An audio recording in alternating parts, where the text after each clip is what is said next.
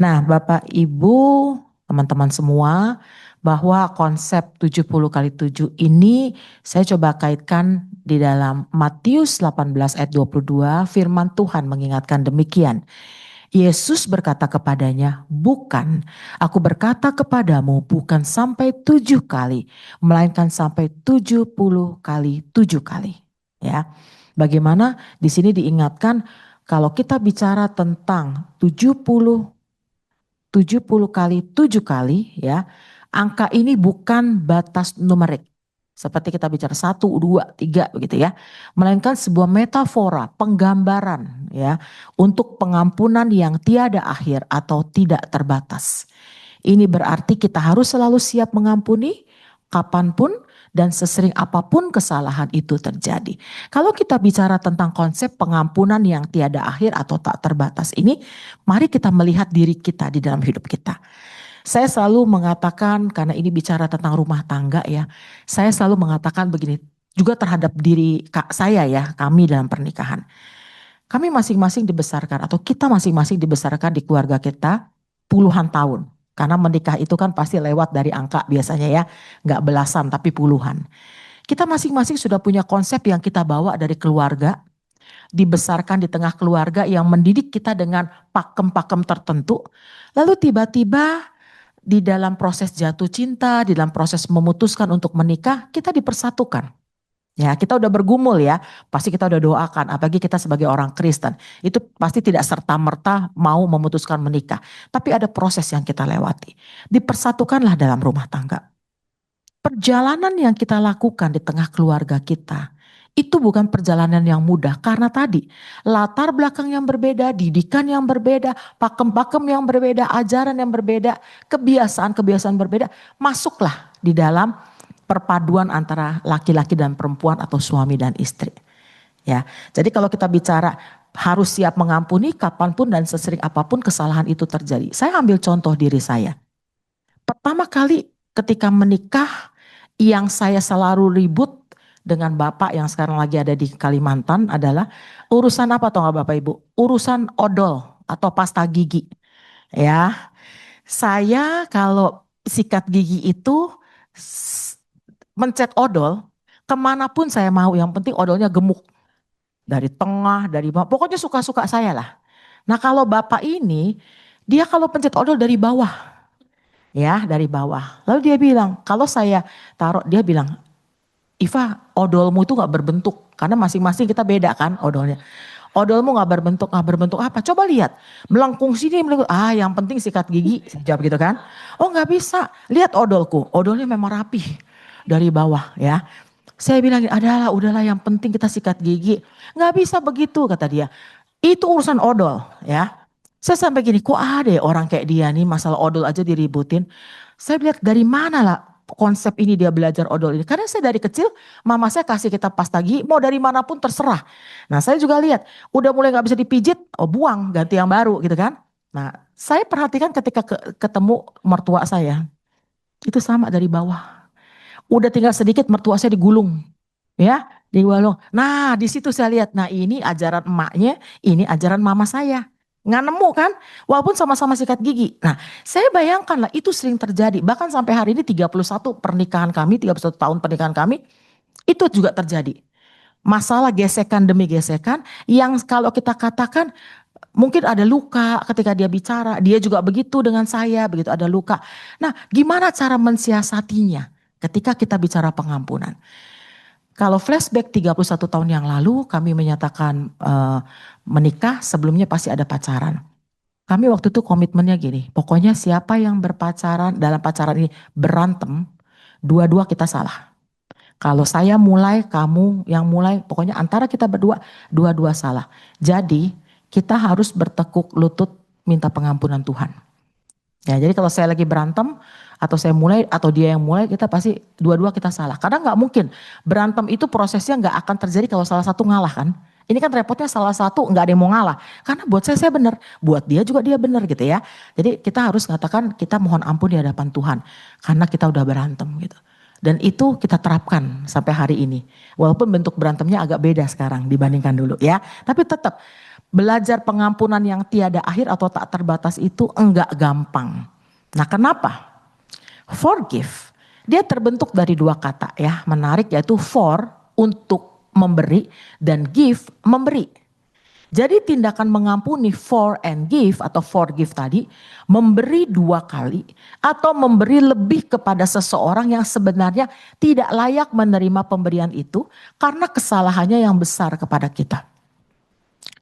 Mungkin di dalam rumah tangga kita masing-masing, bagi Bapak Ibu yang sudah menikah, saya percaya bahwa akan ada pertemuan dua pribadi yang berbeda di dalam satu rumah tangga yang sudah diberkati Tuhan dan tidak mudah. Mungkin kalau ditanya seberapa sering sih kita berantem, ada yang mungkin menjawab sering tiap hari. Tapi ada yang jawab mungkin oh nggak pernah, kami jarang. Tapi justru saya bilang di dalam proses kita berkelahi, berantem, apapun itu namanya gitu ya. Yang kita butuhkan bukan berantemnya. Ujungnya adalah bagaimana belajar memberikan pengampunan itu. Ya. Kita bicara ketika kita belajar tentang topik forgive ini, memberi dua kali, memberi lebih kepada seseorang sebenarnya tidak layak menerima pemberian itu. Bukan saya mau mengatakan bahwa saya lebih layak, dia nggak layak, bukan. Istilah forgive ini di dalam harafiahnya gitu ya, menganggap bahwa ada kesalahan yang mungkin bisa dia sadari, bisa dia tidak sadari kepada kita, pasangannya. Kalau di dalam konteks pernikahan, dalam konteks pacaran juga begitu. Yang kadang-kadang tadi buat saya odol itu nggak masalah, tapi buat dia masalah. Ya, atau misalnya kalau kita taruh barang tidak pada tempatnya, saya kalau taruh barang saya hafal. Makanya tas saya itu kalau Bapak Ibu perhatikan, tas saya bukan model yang sekat-sekat. Tas saya adalah tas yang besar yang kalau saya ngaduk, saya bisa tahu letak sisir di mana, lipstick di mana, bolpen di mana. Kalau dia bilang, Iva pinjam bolpen di tas. Tas yang sebelah mana, deket situ ada. Dia cari-cari, gak ketemu. Saya ambil, nih bolpen. Kok bisa ya tas sebesar itu langsung nemu? Karena saya hafal itu tas saya. Nah bagi dia itu dia gak habis pikir, kok ada ya perempuan tasnya sebesar itu, semua barang masuk dan dia bisa nemu. Nah kalimatnya selalu, makanya Fa taruh barang pada tempatnya. Buat saya itu sudah pada tempatnya. Tapi buat dia tidak pada tempatnya. Itu kan masalah tiap hari yang kita hadapi. Ya Bapak Ibu teman-teman pasti kenal kan suami saya kayak apa gitu ya. Kenal saya kayak apa kan. Ya bertemulah kami dalam keluarga gitu. Bagaimana ketika kami harus melakukan penyesuaian-penyesuaian itu. Nah saya mau katakan pernikahan itu adalah proses jatuh cinta berkali-kali kepada orang yang sama. Bukan orang yang berbeda, nggak ada kalimat rumput tetangga lebih hijau gitu loh.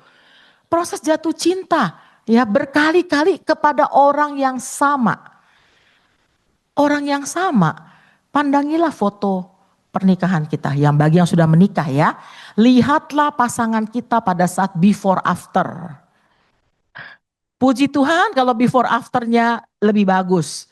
Tapi biasanya before after itu agak mirip-mirip dengan terawat dan tidak terawat begitu ya akhirnya ya. Betul nggak? Kalau kita pandang-pandangi kok bisa ya saya kayak gitu.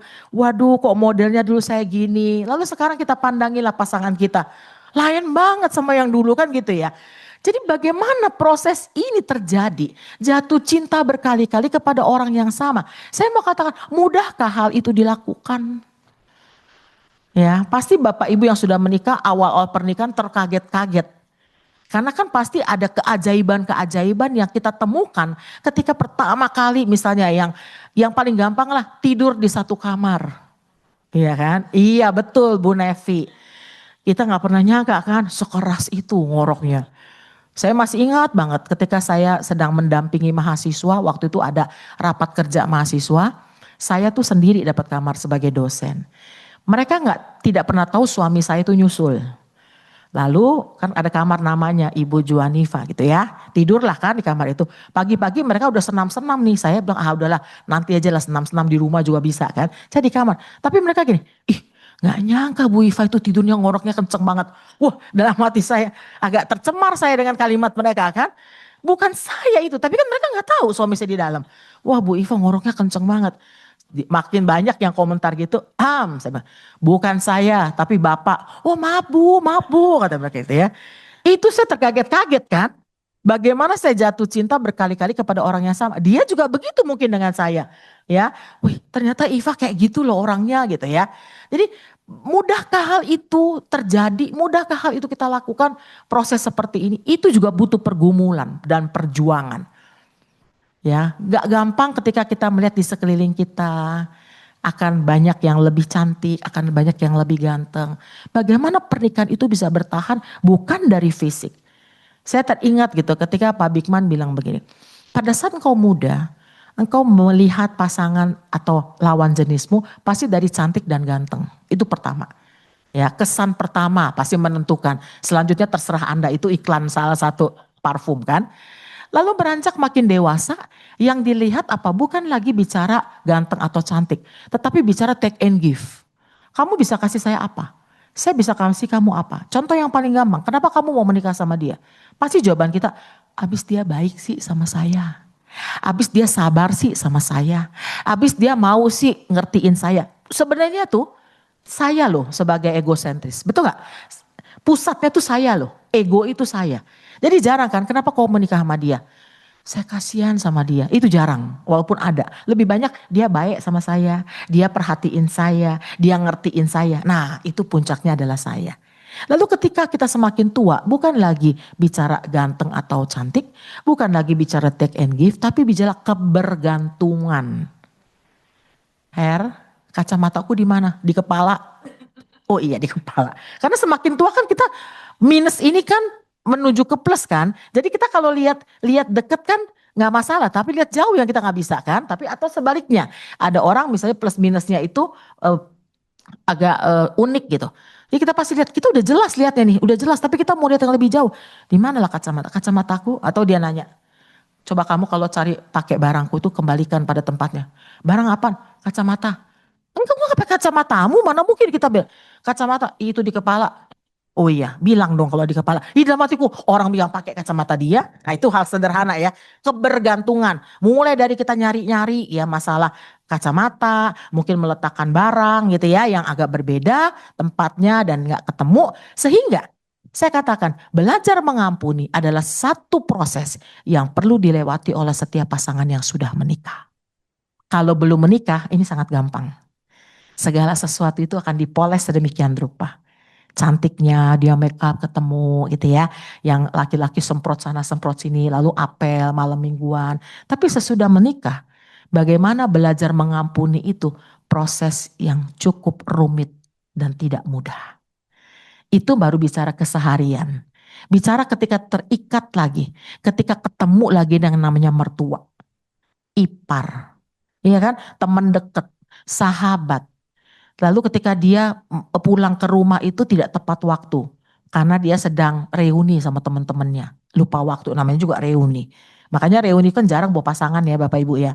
Reuni itu kalau bisa pasangannya ditinggal di rumah. Iya dong. Dia juga duduk diam gak kenal teman-temannya. Sementara dia teman-teman dari kampung sana gitu kan ya. Di sini teman ini dia cerita lo suami atau istrinya diem aja. Ya pastilah orang reuni gak ada yang dikenal. Kecuali kita reuni sama-sama satu kampus. Reuni kampus barulah kita bisa gitu kan ya. Nah, bagaimana kita tenggang rasa itu akan terjadi? Menurut dia tidak apa-apa, tapi menurut kita tersinggung pasti kan? Kok kelakuan suami saya begitu? Kok kelakuan istri saya begitu? Nah, inilah saya bilang proses yang akan kita lewati di dalam pengampunan. Sekali lagi Bapak Ibu, pengampunan bukan sekedar KDRT, kata-kata tidak menyenangkan, tapi kebiasaan-kebiasaan setiap hari yang kita temui, itu pun bisa menjadi masalah. Buat kita tidak masalah, buat pasangan kita masalah. Atau sebaliknya. Nah ini yang mesti kita lewati bersama-sama. Bagaimana belajar mengampuni yang firman Tuhan katakan. Tidak terbatas, tidak ada habisnya. Itu bukan kata saya, kata firman Tuhan. Capek enggak? Kalau ditanya capek enggak? Pasti capek. Karena kesalahan kita ulang-ulang, jangan-jangan memang itu-itu aja. Urusan kalau bapak-bapak katanya mereka itu kalau pulang kantor, ini keluhan teman-teman saya, nggak tuker baju langsung naik tempat tidur. Buka apa, ngeliat HP lah, baca apalah, nonton langsung cetek-cetek remote tanpa ganti baju. Istrinya bilang itu kan kotor, ya kan kamu kan habis dari kerja. Ah enggak lah orang aku di ruangan doang kok. Tapi di ruangan kan tetap ada kuman. Ah masalah begitu ribut. Masalah berikutnya adalah habis mandi, anduknya basah, dia taruh di tempat tidur. Tempat tidurnya ikut basah kan? Ah nanti juga kering kata suaminya. Kok bisa kering kata istrinya? Cuman jemur aja kenapa sih nggak bisa? Nah itu hal-hal yang mungkin sepertinya remeh, sepertinya enggak penting. Tapi kadang-kadang menimbulkan luka tanpa kita sadari. Apalagi kalau kalimatnya itu ditambah dengan kalimat yang nadanya oktav semakin tinggi. Seperti penyanyi seriosa kan. Tinggi nadanya. Kayak kita kalau lagi jadi WL atau lagi nyanyi naik tangan kita gitu kan. Ah, kayak gitulah kira-kira nada kita ya. Nah, Bapak Ibu teman-teman semua, apakah kita adalah salah satu yang masih sulit mengampuni pasangan? Mari kita lihat diri kita masing-masing ya. Pertama, mengampuni bicara tentang berani mengungkapkan perasaan. Ngomong terus terang, saya nggak suka kamu begini. Kasih tahu dia, kamu tahu nggak? Saya maunya begini loh, gitu ya kadang-kadang ya. Nah masalahnya bagaimana kita memilih kata-kata kan pada saat kita mengungkapkan perasaan. Nah kata-kata ini juga kita harus belajar. Maksud kita baik, tetapi ketika kita mengungkapkannya nggak pas jadi jelek. Atau sebaliknya, ya sesuatu barang jelek, tapi dikemasnya dengan sangat baik, orang akan tertarik, ya kan? Ini sebenarnya nggak bagus-bagus amat, tapi dari luarnya. Saya kasih contoh ya. Kalau kita lihat permen yang bentuknya telur-teloran, tahu ya? Yang kalau di kasir itu pasti ditaruhnya deket kasir. Kinder Joy betul ya. Coklatnya itu coklat biasa. Kalau dibuka nggak ada apa-apanya. Mainannya kan. Nah yang diambil mainannya. Bayangkan dia kemas sedemikian rupa kayak telur dinosaurus. Isinya mah biasa. Nah itu. Jadi bisa sesuatu yang bagus dikemasnya dengan tidak bagus. Atau sebaliknya. Dan itu sangat berpengaruh ketika kita juga mengungkapkan perasaan. Bagi orang Jawa, kita kalau ngomong itu pasti pelan. Karena katanya konon di Jawa itu rumahnya berdekatan. Jadi kalau ngomong, "Shh, jangan sampai tetangga dengar, gitu kan. Kalau orang Batak, karena saya banyak kerja teman-teman saya orang Batak, berbisik pun nggak bisa pelan. Berbisik loh. Apalagi ngomong. Lah saya bilang, kau bisik apa ngomong deh? Iva aku mau bisik, mau aku kasih tahu. Sini kau. Saudara, itu kenceng temennya gini, kedengeran kali gitu kan. Gue bilang, kok bisik tadi bilang. Kok bisa sekenceng itu? Karena katanya di tempatku nggak ada suara itu pelan. Rumah kami jauh-jauhan. Jadi kalau ngomong tetangga nggak bakal dengar. Beda dengan saya yang dibesarkan atau teman-teman saya dibesarkan di tanah ini, Jawa ini. Kita ngomong pelan. Itu contohnya. Berani mengungkapkan perasaan adalah bicara bagaimana kita berani mengemukakan apa yang kita rasakan. Ya. Kedua, mengampuni berarti melepaskan kebencian. Nah ini. Melepaskan kebencian tuh gimana sih? Contoh yang paling gampang, saya kalau ngajar, saya suka bilang sama anak-anak, anak-anak saya tidak mau menilai ketika ujian melihat nama kalian. Jadi saya kalau nilai adalah langsung saya lihat nomor satu dia jawab apa, nomor dua baru setelah saya nilai saya lihat, oh si Bruce Lee, ya iya iya, tapi sudah nilai. Kenapa? Karena waktu saya melihat si Bruce Lee mirip pacar saya dulu nih baik banget ini orang gitu ya. Akan ada halo efek, efek bias. Nggak jawabannya nggak bagus-bagus amat jadi bagus karena mirip dengan mantan pacar saya misalnya gitu ya.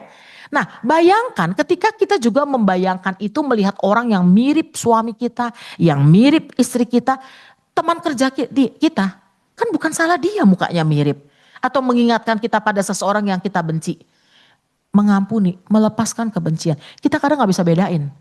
Ngelihat dia bawaannya pokoknya sebel aja lah. Lalu ditanya kenapa ibu sebel sama saya? Pokoknya sebel aja lah kamu. Karena kita lagi bermasalah di rumah dengan pasangan kita. Itu pun di dalam pekerjaan bisa terbawa. Apalagi ketika kita dengan pasangan kita melepaskan kebencian ngelihat dia. Saya belajar, saya setuju juga sih. Ada saya pernah baca satu buku. Dia bilang gini, pernahkah ketika anakmu sedang nakal-nakalnya dan menjengkelkan, lalu kamu lihat ketika dia tertidur, apa yang kamu bayangkan? Melihat anak yang nakalnya minta ampun gak bisa diatur, lalu kamu pandangi ketika dia sedang tidur. Apa yang kamu rasakan? Coba Bapak Ibu yang punya anak, perhatikan itu. Kita gak bisa sebel loh dengan ketika dia tidur. Enak banget lihat muka dia. Walaupun sehari-hari menyebalkan anak kita kan. Jawab-jawab gitu kan ya. Dia nggak mau, kalau ngomong itu kita ngomong satu dia 20 gitu kan. Tapi waktu dia tidur akan ada perasaan yang berbeda. Nah sama dengan pasangan kita. Cobalah kita pandangi pasangan kita ketika dia sedang, kita udah tidurnya duluan siapa gitu ya. Yang dia sedang tertidur. Coba lihat. Bagaimana kita bayangkan ketika kita membenci dia pada saat itu kita mungkin luluh langsung.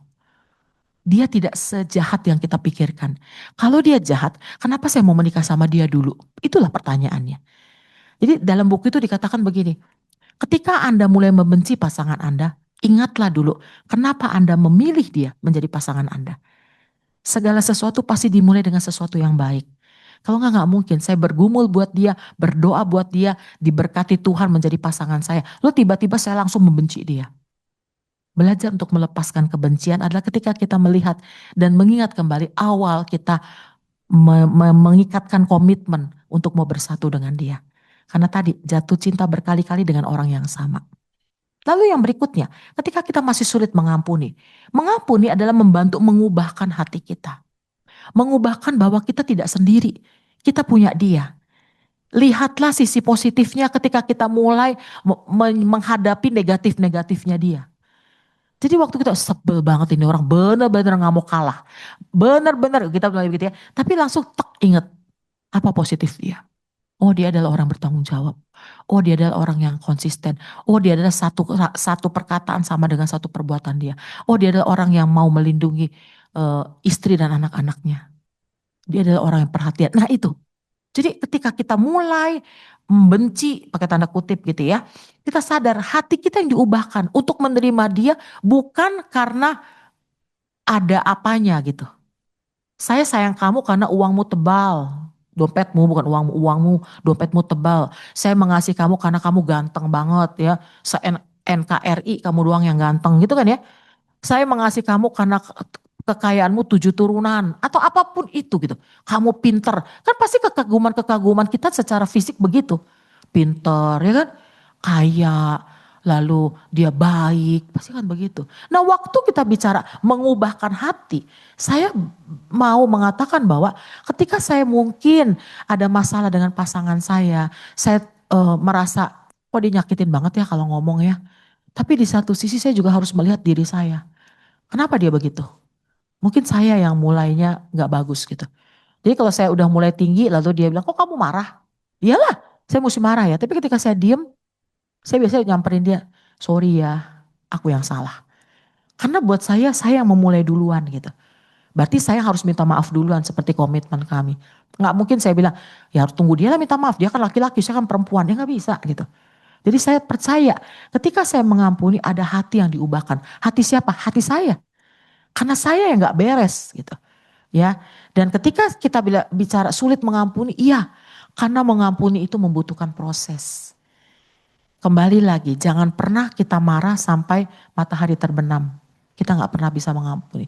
Proses ada selang waktu mungkin 10 menit, 15 menit, 1 jam. Tapi kita menyadari aku salah. Itu yang saya bilang tadi, komitmen kami dulu. Aku yang salah, ya aku yang harus minta maaf. Semakin kita berumur, semakin mudah atau semakin sulit minta maaf? Makin sulit, betul Bapak Ibu. Semakin usia kita semakin tua, semakin sulit kita minta maaf. Karena semakin banyak hal yang sudah membentuk kita dan itu udah berkarat gitu ya. Udah nempel, udah harusnya begitu. Nah gimana kita menjalani ini? Kalau kita masih sulit mengampuni. Berani mengungkapkan perasaan kita, melepaskan kebencian, mengubah hati dan membutuhkan proses. Betul tidak serta-merta langsung saat itu. Tapi belajar untuk berpikir, belajar mengingat kebaikan dia, belajar menyadari bahwa saya yang salah. Di situ saya harus berbesar hati untuk mau meminta maaf. Pernikahan yang bahagia adalah bersatunya 2 orang yang mau memaafkan. Bukan salah satu. 2 orang. 2 forgivers yang mau memberikan pengampunan. Bayangkan kalau rumah tangga itu hanya satu yang terus-menerus mengalah. Yang satu gak pernah mau mengalah. Kembali kepada janji pernikahan. Aku mengasihi kamu dalam suka dan duka, sehat maupun sakit, dalam kesuksesan maupun kemalangan gitu ya. Kalimat janji pernikahan itu tuh bukan sekedar dihafal, yang setengah mati kita supaya gak nyontek kita hafal mau menjelang pemberkatan.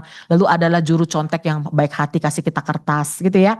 Bukan itu janji pernikahan. Tapi apa yang sudah kita janjikan itulah komitmen kita sama Tuhan. Makanya dalam janji pernikahan sesuatu yang sakral ketika seseorang menikah. Lalu si pendeta katakan dihafal ya. Jangan lupa jangan gak dihafal. Walaupun mungkin waktu dia hafal aku mengasihi kamu dalam Dia bisa bisa modifikasi sehat maupun sakit, susah maupun senang, suka-suka dia lah ya. Tapi mungkin itu lebih tulus dibandingkan baca yang ada di kertas itu loh. Udah susah kalimatnya, harus dihafal. Nanti waktu dia udah kelepasan, udah gak ada yang tolongin dia, gak ada contekan, dia akan ngomong. Sehat maupun sakit, susah maupun senang, menderita maupun sukacita. Tapi saya pikir, itulah janji dia sama Tuhan. Nah, bagaimana pernikahan yang bahagia itu bersatunya dua orang yang bisa memaafkan. Masing-masing harus belajar mengintrospeksi diri masing-masing. Baik suami, baik istri. Kalau yang baru pacaran, mengintrospeksi juga. Betul nggak? Ya, ketika saya dengan dia ada ujian, saya tidak bisa kalimat-kalimat yang dilontarkan kepada saya. Mungkin pasangan kita juga akan melakukan hal yang sama, memiliki perasaan yang sama. Nggak bisa kita bilang aku disakiti dia enggak atau sebaliknya. Kan kita nggak tahu suami kita tuh disakiti atau enggak sama kita. Kan kita nggak tahu istri kita disakiti apa enggak oleh kita. Kalau kita masing-masing nggak mau terbuka. Makanya pernikahan bahagia ini ketika bersatunya dua orang yang mau mengampuni. Harus dua-duanya. Nggak bisa salah satu. Nggak bisa kita langsung tepuk dada. Akhirnya dia ngalah kan. Dia lagi yang mengampuni saya. Saya mah enggak lah. Dia kok selalu gitu. Nggak bisa begitu. Ya, di era sekarang ini era di mana orang itu butuh apa kalau saya bilang butuh satu pengakuan diri, butuh yang namanya orang memandang kita dengan kekaguman, eksistensi diri, validasi, betul. Ya makanya kalau kita lihat kita di tengah-tengah orang banyak mungkin bisa kita lakukan pencitraan. Ya, kalau di orang Jepang dia bilang begini, tahukah kamu ada 3 wajah yang kita kenakan setiap hari. Wajah pertama adalah wajah di mana kita tampilkan kepada banyak orang. Orang bilang, Bu Iva, ibu ceria banget gitu ya. Bu Nevi, aduh kalau lihat ibu enak ya. Bu Lydia, ibu lembut banget orangnya. Itu wajah pertama. Semua orang bisa melihat. Entah itu beneran atau itu topeng, itulah yang pertama kita kenakan. Topeng kedua, wajah kedua adalah wajah di mana yang kita tampilkan hanya orang-orang terdekat kita yang lihat. Jadi kalau saya lagi misalnya sendiri atau lagi di kerumunan banyak orang, teman saya, Fah, lu gak suka kan sama dia? Kalau tahu kelihatan waktu lewat. Nah, dia yang bisa baca. Yang lain gak bisa baca karena dia teman dekat saya, orang yang terdekat dengan kita. Itu wajah kedua. Ya, ditampilkan hanya kepada orang-orang yang memang dekat dengan kita. Nah, wajah ketiga adalah wajah di mana kita tampilkan pada saat kita sedang sendiri. Itulah kita. Orang lain gak ada yang lihat langsung muka kita, aduh bener-bener deh, aduh dan sebagainya. Dan dalam buku itu dia bilang, tahukah Anda sesungguhnya wajah Anda itu di nomor berapa? Wajah kita di nomor 3 yang kita sedang sendiri. Itulah kita. Yang kita nangis-nangis sendiri, yang kadang kita terluka sendiri, yang kadang kita belum sempat jatuh cinta udah patah hati sendiri, itu nomor 3 tuh. Ya, dalam hidup kita itu kita akan menampilkan ketiga wajah itu menurut pepatah kuno di Jepang. Tapi saya pikir mungkin ada benernya. Kita seringkali memakai topeng yang pertama, pencitraan itu kuat banget. Ya, dan dunia ini memang memoles sedemikian rupa sampai saya bahagia, bahagia. Happy dengan hidupmu, happy banget. Tapi jangan lihat sosmed orang. Jangan lihat Instagram, Facebook orang. Langsung kita seketika itu menderita. Sedang di luar negeri anak saya mengundang ke tempat dia tinggal. Dia pasang fotonya. Ya, sedang mengantarkan anak kuliah dapat beasiswa di luar negeri, beasiswa full. Kok anak saya nggak begitu ya? Nah, kita langsung gitu kan? Nah, kita pandang lagi, promosi jabatan. Nggak nyangka ya papa dapat promosi jabatan. Mama dan anak-anak bangga pada kamu. Suami saya nggak naik-naik jabatannya. Yang tadinya bahagia langsung nggak bahagia. Kenapa? Medsos kita lihat. Bener loh. Medsos itu benar satu sisi memang memotivasi, di sisi lain meracuni. Racun. Ya, ini kaitannya juga dengan pengampunan. Karena kita langsung membandingkan loh pasangan kita. Kok istri dia begitu? Nggak kayak istri saya. Lalu kita bilang, kok suami dia bagus banget, nggak kayak suami saya. Nah itu, bagaimana ada luka di situ. Sehingga kita katakan, seperti apa sih pengampunan di dalam pernikahan Kristen? Mari kita lihat sama-sama. Yang pertama adalah, pengampunan adalah pilihan, bukan perasaan. Kamu mau nggak mengampuni dia? Bukan, rasanya sih aku udah mengampuni. Enggak lah, nggak dirasa-rasa. Tapi itu pertanyaannya, mau nggak kamu mengampuni dia? Harusnya jawabannya, mau. Masa jawabannya nggak mau? Orang mengampuni dalam kekristenan kok, pernikahan Kristen, ya. Lalu kita katakan lagi, seperti apa mengampuni itu? Pengampunan tidak membenarkan luka, tapi melepaskan kekuatan dari luka itu. Memang terluka, makanya kan bagaimana ketika ayah itu diajar tidak melukai hati anaknya, gitu ya. Bagaimana pernikahan Kristen ada penghormatan di sana. Bukan membenarkan luka itu, tapi melepaskan kekuatan dari luka itu, membalut luka itu. Itu pengampunan dalam pernikahan Kristen. Bukan orang Kristen rumah tangganya adem ayem, tanpa ribut. Ada juga kok yang ribut. Tapi bagaimana kita bisa melepaskan kekuatan dari luka itu? Ketiga, pengampunan bukan melupakan, tapi memilih untuk mengingat dengan cara yang berbeda. Kalau melupakan itu kadang-kadang udahlah gue ampuni, udah gak ada harganya kadang-kadang. Udah saking sering pengampunan dan kita hanya keluar dari mulut kita kan, ya udahlah, ya udahlah. Tapi bagaimana kita mengingat dengan cara yang berbeda. Waktu aku mengampuni dia, aku tahu banget sebenarnya dia gak salah sepenuhnya. Aku juga salah di situ.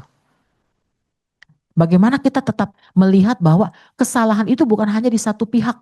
Kesalahan itu aku berkontribusi di dalamnya. Nah itu yang sebetulnya sehat ya. Ketika kita melihat dan tidak melulu menyudutkan pasangan kita ya. Dengan hal-hal yang membuat dia semakin tersiksa. Ada orang kalau mengampuni itu nggak langsung mengampuni tapi dia oke, aku mengampuni kamu. Tapi kalimatnya tiap hari nyindir. Kamu tahu nggak ada loh suami yang begini-begini. Suaminya bilang aduh bilang udah mengampuni ya. Tapi diulang lagi begitu ya. Ada yang tipenya begitu. Tapi ada juga yang udah mengampuni, udah setelah itu selesai. Nggak ada lagi ya. Ini saya suka banget nih dengan kalimatnya Yusuf. Dia bilang begini, memang kamu telah mereka-reka yang jahat terhadap aku. Tapi Allah telah mereka-rekakan untuk kebaikan. Dengan maksud melakukan seperti yang terjadi sekarang ini. Yaitu memelihara hidup suatu bangsa yang besar. Jadi bukan hanya sekedar dirasa, tadi bukan sekedar dilupain lantas setelah itu gak ada maknanya. Tapi bagaimana kita melihat dan mengingat dengan cara yang berbeda bahwa Tuhan sudah memberikan saya kesempatan untuk boleh mengampuni. Ya. Keempat, pengampunan itu adalah proses yang berkelanjutan. Artinya bukan berhenti di situ aja. Kalau dalam pabrik ada yang namanya continuous improvement. Jadi artinya kalau saya sudah melakukan sesuatu itu bagus, saya akan terus menerus melakukan hal yang sama lebih lagi, lebih lagi. Itu saya tingkatkan. Itu di dalam pabrikasi ya, continuous improvement. Nah bagaimana ketika saya juga melakukan hal yang sama gitu ya. Tadi yang sudah kita baca mengampuni gitu ya, 70 kali 7 kali. Proses yang berkelanjutan. Bukan sabar ada batasnya. Kan kita gini kan, injak sekali bolehlah aku maafkan. Kedua kali keinjak maaf ya, oke. Ketiga kali, maaf ya, mulai muka kita berubah. Keempat lagi, kita habis pukul dia. Injak gak berhenti-berhenti dari tadi. Nah gitu ya. Lantas orang bilang, sabar itu ada batasnya loh. Enggak begitu. Di dalam kekristenan tadi kan saya di awal kita udah bilang, itu metafora. Menggambarkan sesuatu yang tidak pernah ada akhirnya. Terus menerus kita lakukan. Dan pengampunan mengarah kepada pemulihan.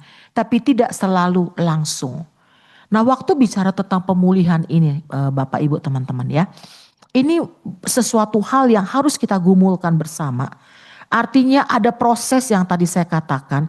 Lalu waktu bicara tentang mengarah kepada pemulihan. Bagaimana sih cara memulihkan? Ya, memulihkan ada perdamaian. Berarti ada pengampunan yang tulus. Ada pengampunan yang sungguh-sungguh dilepaskan.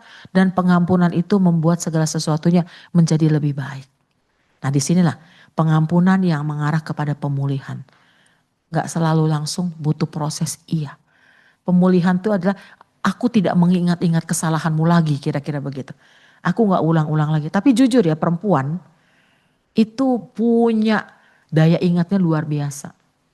Jadi waktu suaminya melakukan kesalahan biasanya nih kita para istri perempuan kalau pacar kita melakukan kesalahan waktu dia minta maaf iya tapi ingat gak kamu waktu itu kamu pernah loh hal yang sama begini-begini waktu itu juga tahun berapa ya kamu juga melakukan hal yang sama loh. Nah aku juga inget tuh waktu kita lagi di pesta itu juga terjadi ulang terus yailah itu jadi inget aku juga gak inget. Makanya kalau kita lihat ya dalam rumah tangga yang namanya hari anniversary, ulang tahun, hari jadian itu perempuan lebih hafal. Kalau laki-laki hari apa ini? Kemis. Iya hari apa? Ya hari Kamis lah. Iya hari Kamis itu hari apa?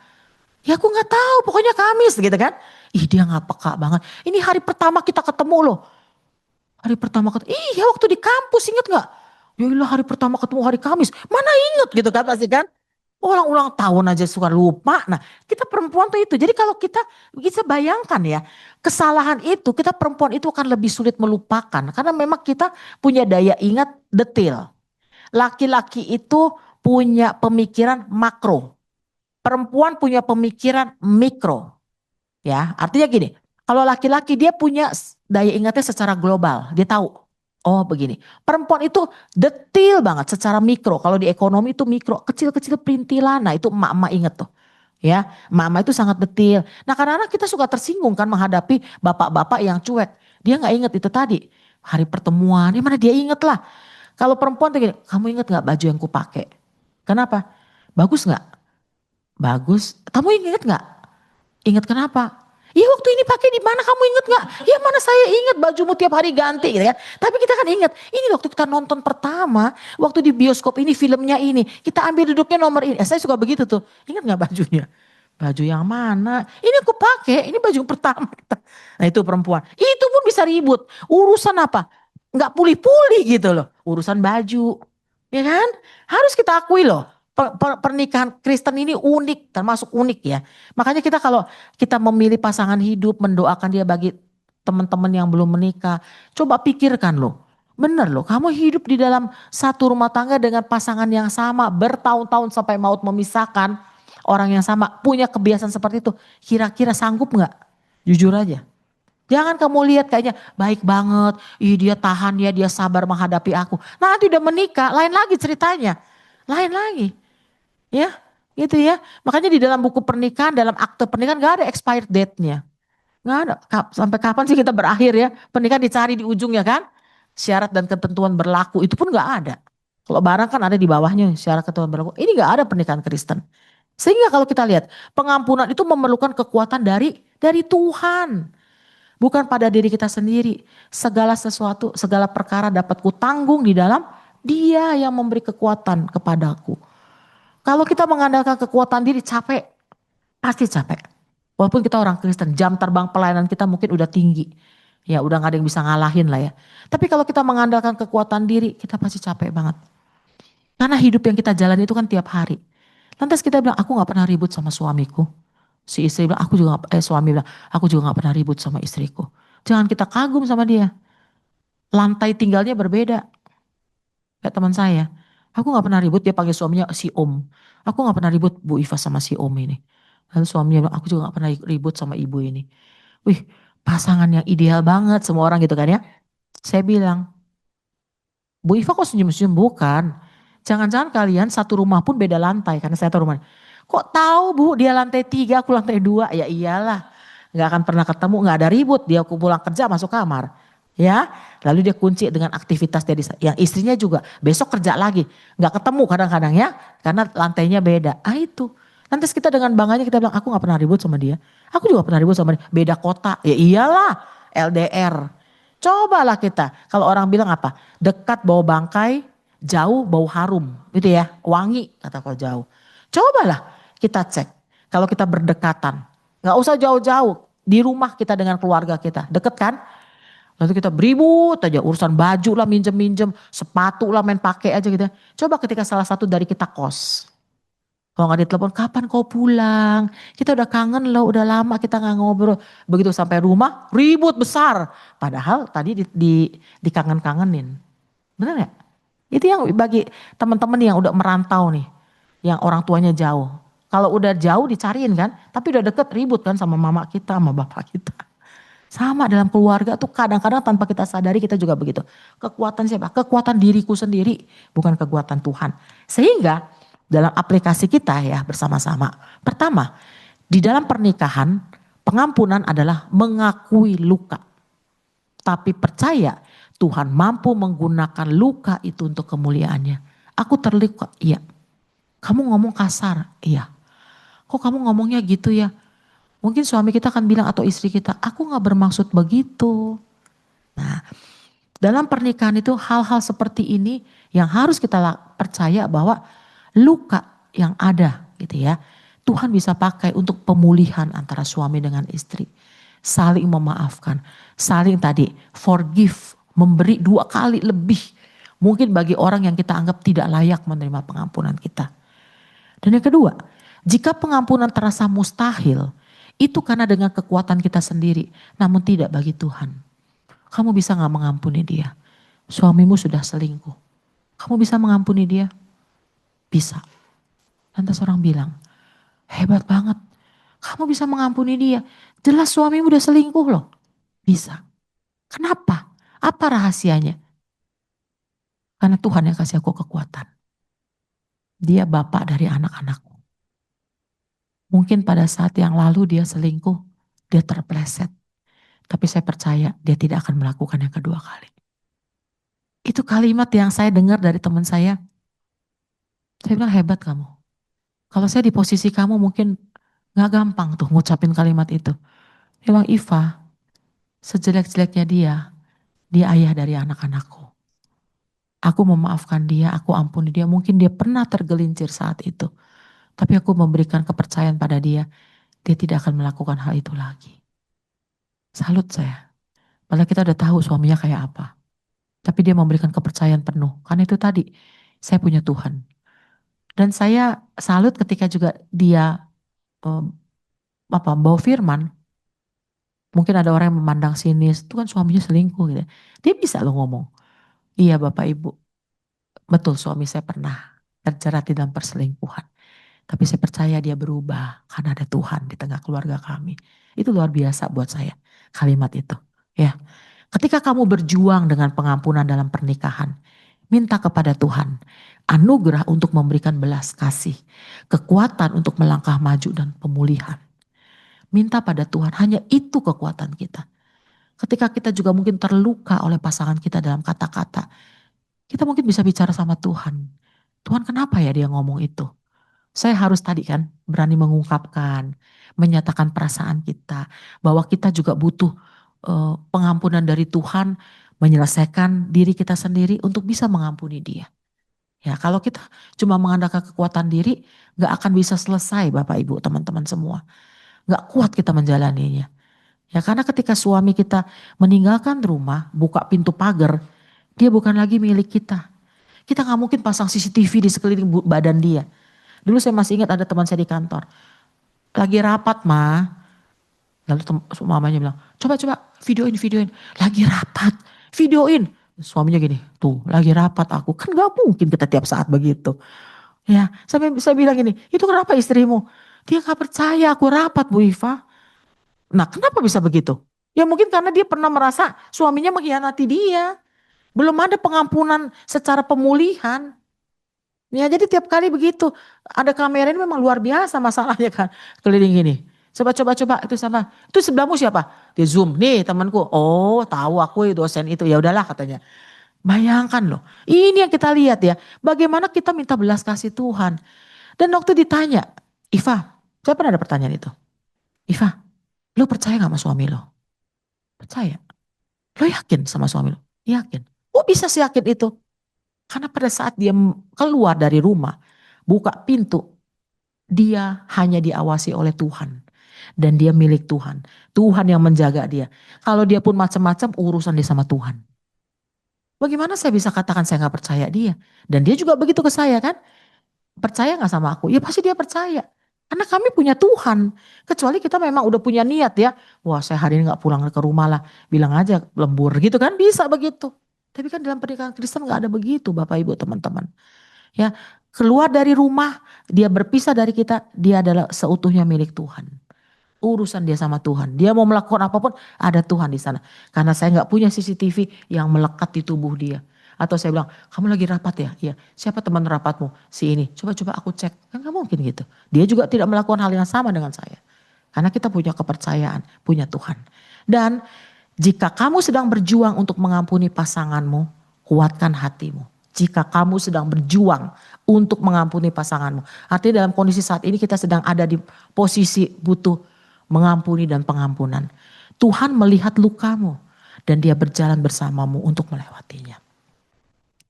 Tidak ada pernikahan yang mulus, tidak ada pernikahan yang tanpa masalah, tapi pernikahan di dalam kekristenan adalah ketika Tuhan menjadi orang ketiga di tengah keluarga kita. Bukan will, bukan pil, tetapi dia juru selamat yang ada di tengah suami dan istri. Ya, Tuhan yang hanya bisa memberikan pengampunan, kekuatan, dan kita belajar dari Tuhan bagaimana memberikan pengampunan kepada pasangan kita. Ini dari saya, Bapak Ibu, terakhir. Mengampuni 70 kali 7 kali adalah mengampuni tanpa batas, mengampuni tanpa syarat, dan mengampuni sampai tuntas. Ini yang perlu kita lakukan dalam kehidupan rumah tangga kita. Kiranya Tuhan menolong kita, Tuhan boleh menjadikan hidup kita dalam pernikahan berkat, melengkapi, menolong, menopang ya satu dengan yang lain. Karena kita dipersatukan oleh Tuhan pada saat kita menyatakan janji pernikahan. Jadi berikanlah pengampunan yang tanpa batas pada pasangan kita, tanpa syarat buat dia, dan mengampuni sampai tuntas. Kiranya Tuhan menolong Bapak Ibu, saya dan teman-teman semua menjalani hidup pernikahan yang penuh dengan pengampunan bersama dengan Tuhan.